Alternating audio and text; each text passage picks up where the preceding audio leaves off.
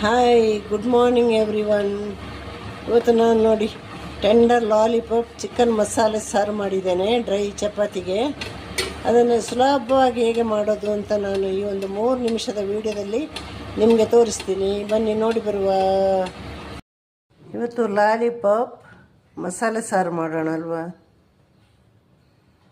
ಅರ್ಧ kg ಲಾಲಿಪಾಪ್ಗೆ ಅರ್ಧ spoon ಅರಿಶಿಣ ಮಿಕ್ಸ್ ಮಾಡಿ ಒಂದು 10 ನಿಮಿಷ ಹಾಗೆ ಇಡಬೇಕು.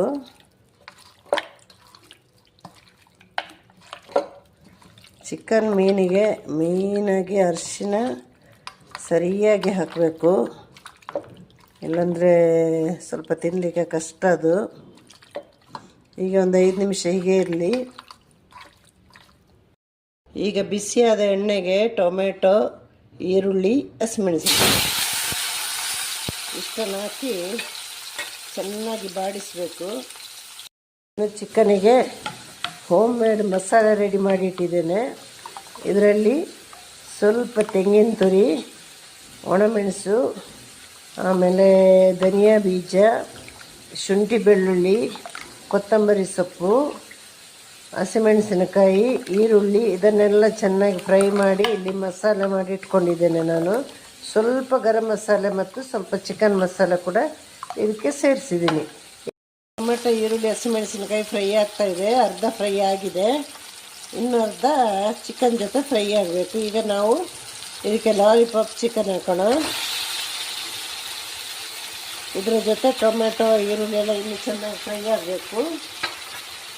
ಹಾಗೆ ಉಪ್ಪನ್ನು ಕೂಡ ಸೇರಿಸ್ಕೊಳ್ಳೋಣ.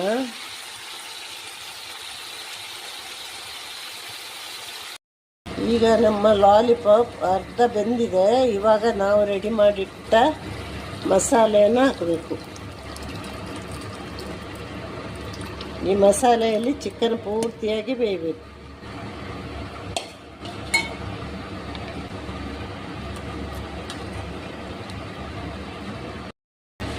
ಹೀಗೆ ಕುದೀತಾ ಇರಲಿ ಒಂದು 10 ನಿಮಿಷ. ಆಮೇಲೆ ಒಗ್ಗರಣೆ ಏನು ಬೇಕಾಗಿಲ್ಲ, ಹಾಗೆ ಬಿಟ್ಟುಬಿಡಬೇಕು. ಸೂಪರಾಗಿ ಬಂದಿದೆ ಸಾರು ನೋಡಿ. ನಮ್ಮ ಲಾಲಿಪಾಪ್ ಮಸಾಲೆ ಚಿಕನ್ ರೆಡಿ ಆಯಿತು.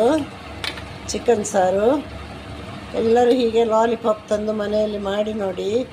ಇದರಲ್ಲಿ ಫ್ಯಾಟ್ ಎಲ್ಲ ಸ್ವಲ್ಪ ಎಣ್ಣೆ ಅಂಶ ಎಲ್ಲ ಕಮ್ಮಿ ಇರುತ್ತೆ. ಹಾಗೆ ನನ್ನ ಈ ಒಂದು ಒಂದು ವಿಡಿಯೋಗೆಲ್ಲ ನೀವೆಲ್ಲ ಸಪೋರ್ಟ್ ಮಾಡಿ. ನಿಮ್ಮ ಪ್ರೋತ್ಸಾಹ ಪ್ರೀತಿಯೆಲ್ಲ ಇರಲಿ. Tata bye, see you, take care, have a nice day.